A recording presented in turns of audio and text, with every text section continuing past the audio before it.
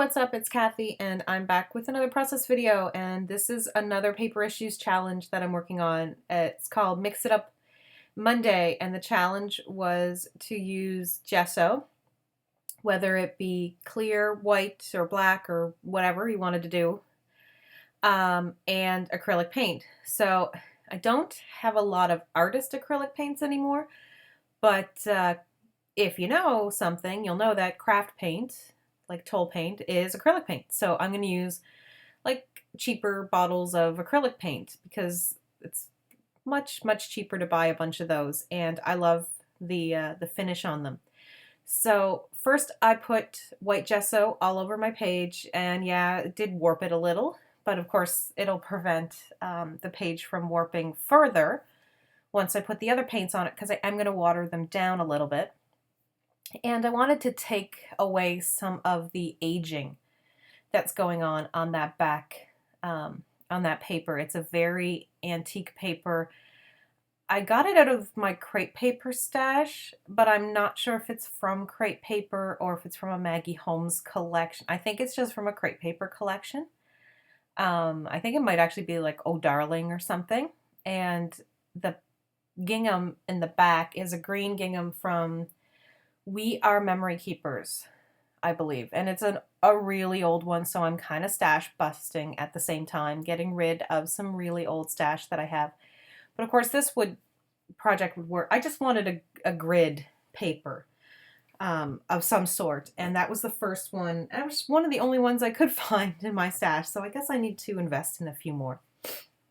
So I'm watering down a couple of different colors. Some of them are Martha Stewart colors. This one it's a green. I don't even remember what it's called. It's gorgeous though. You can get it at pretty much any craft store. The pink was just a regular pink from my stash, I think. I'm not sure. Quite a few of them are Martha Stewart ones because I really like her acrylic paints. I like the colors. I did water them down, and in some instances I probably didn't need to. Like for instance, this light pink. You can barely see. You can see it better once it's dry. But I really love that green. That was my jumping off point. And I wanted to bring in like a mint green. So like that one there. And then kind of a turquoise blue is kind of where I'm going with this. So I'm also bought a red that I want to use at a different time, because one of my favorite Christmas color combinations is like that kind of minty green and red. So I'm hoping to do something with that. So I kind of bought those colors to do something else. So this is just a really simple, like doing stripes. I'm not a big mixed media person, so I don't tend to experiment too much. So this is kind of my non-experimenting mixed media technique, which is to just paint stripes up and down in colors, though I could do something like polka dots or anything like that. And I do kind of want to experiment a bit more with these papers, with these colors. And I did find that they do paint well on doilies, because I had an idea to do a doily one, but when I decided to do a picture of my son and my daughter, I didn't want to go too feminine. So I decided not to paint a bunch of doilies. That flower that you saw for a second was actually a watercolor flower that I painted a long time ago when I first bought some watercolors and was just testing them out for fun. And it just happened to be on my desk, so I grabbed it. But I'm going to use a bunch of different papers, mostly 6x6 paper pads, and then that one Maggie Holmes paper there that I think is either from Bloom or Gather, because I think it's from Bloom, and then she had a bigger one from the Shine collection. But I love the idea of just the white paper with the black roses on it. And I'm going to put vellum in the very background. I'm just kind of paper piecing. Yes, I said that right. Right now with some of the Saturday collection and a little bit of the Posh collection, just the one paper, and the Maggie Holmes piece there. And then that's kind of it. I'm just bringing in just different colors. I'm going to pretty much bring in every color in the rainbow by the end of this. I'm not going to stick to just the colors in the background, but I just kind of wanted them there for fun. And I mean, they do end up getting covered up quite a bit, but they help bring in some of the other colors and they make it very spring.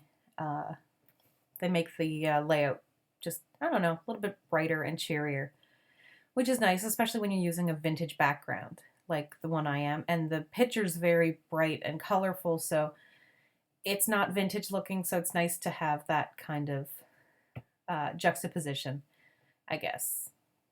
Um, Using lots of florals, lots of different patterns. That's kind of my thing, I guess. If I had a signature, it would be using lots and lots of different pattern papers together and not being afraid, maybe.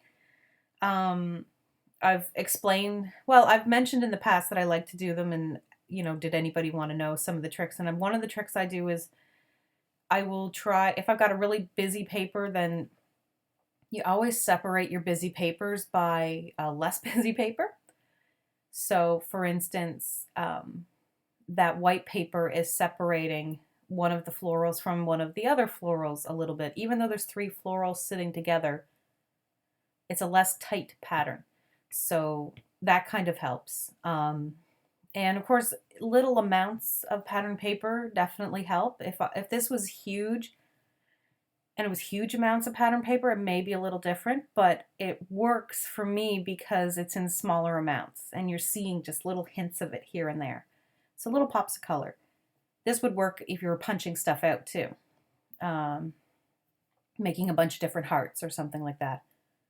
So I'm going to grab a bunch of different collections because that's kind of what I like to do, is mix and match collections. I don't always scrapbook from one particular collection. So the flowers from Maggie Holmes' open book, the little sticker there that looks like a little house, that's from the Wonder collection. The little birds are also from the Wonder collection, which is to date still my most favorite collection that anyone's done, was the Crepe Paper Wonder collection.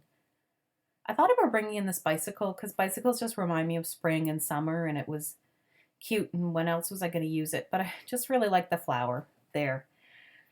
And yes, there's a picture of my son there, but I don't find that matters to me, like that I'm using florals and pinks in a picture.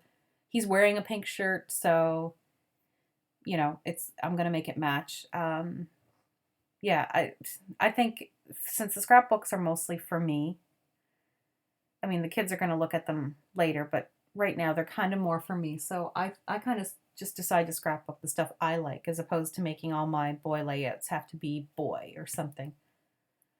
I like having those 2 little birds there looking like they're having this conversation or something. And since one's pink and one's blue, it kind of just reminds me of the 2 of them. Bringing in other random pieces like the what is it called? The clothespin from the Take Me Away collection. It's just random. I just wanted something in there. Taking some hearts from it, and a little arrow, and some of the stickers from the Saturday collection. They were just flowers, and I thought they kind of helped fill out some of the what is it called? The clusters that I'm making. And I'm debating now about trying to fill out the rest of that bottom space, because I thought, well, I can't have a cluster on one side and a cluster almost touching on the other side. It would have to completely touch. So in the end, I just take it out.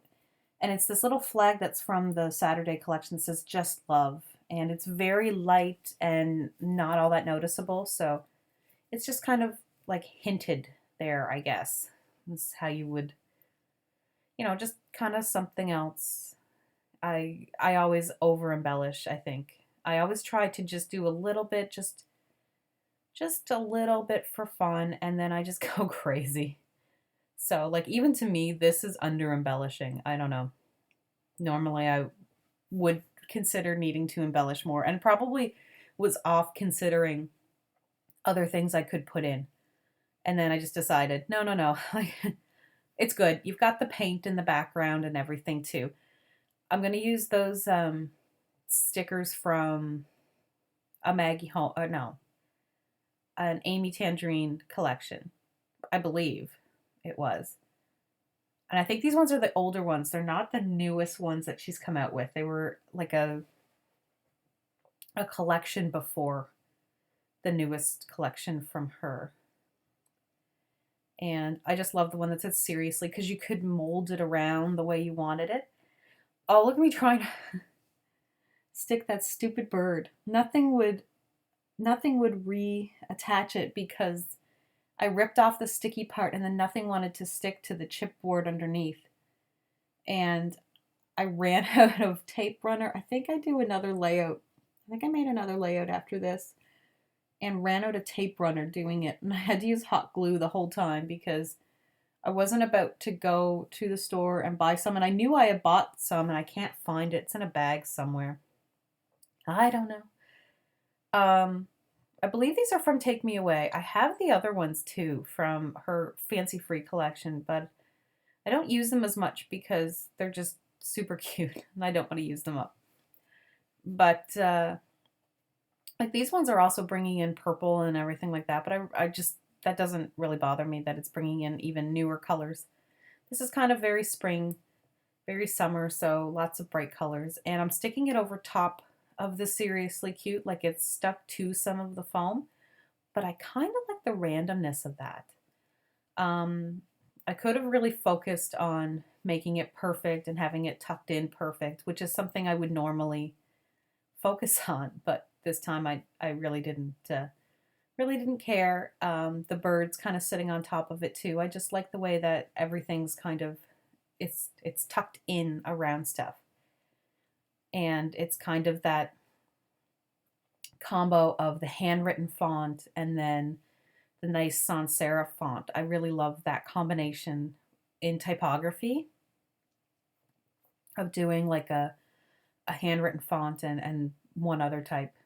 And I'm off because I felt like there was nothing going on. It's like I needed something on the top and the bottom, and what was I going to do? And still haven't set up my sewing machine. So I grabbed some of my pieces of ribbon and stuff like that, which is kind of going back old school because we don't really use it all that much anymore, but I'm bringing it back, guys. So this one's adhesive, which is great. The other one wasn't, so I just ran my tape runner. And I didn't have two pieces of the blue, so that's why I did blue on top and pink on the bottom, but I love the different colors and how that turned out. It's just so random and bringing in a bit of the vintage, and this layout's kind of just all over the place and fun. And then I'm going to put some Heidi Swap Color Shine in, so that's why you could see me shaking. It's the butter color. I just wanted a light color in there. So anyway, I really love how this layout turned out. I hope you guys can join us on the challenge. And the pictures are coming up. So bye!